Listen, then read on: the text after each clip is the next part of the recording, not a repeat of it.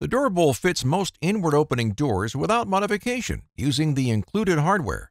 If your door has an unusually tight clearance, a mortise may be required before installation. First, place the jamb plate against the door frame at the desired height, often about 18 inches above your doorknob. Make sure the curved cylinder side faces toward the wall, with the flat side toward the door opening.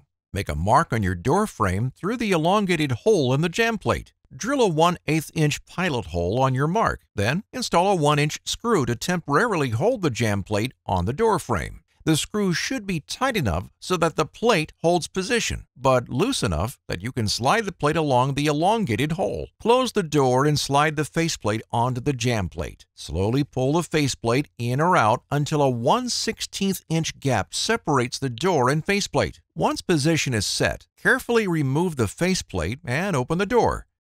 Drill a 1/8 inch pilot hole in each of the 3 remaining holes. Then, install and tighten the 3-inch screws.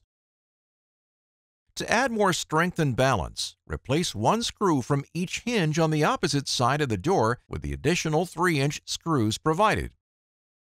Position the faceplate holder on the wall where you would like to store the plate when not in use. Drill 2 1/8 inch pilot holes before installing and tightening the 1-inch screws.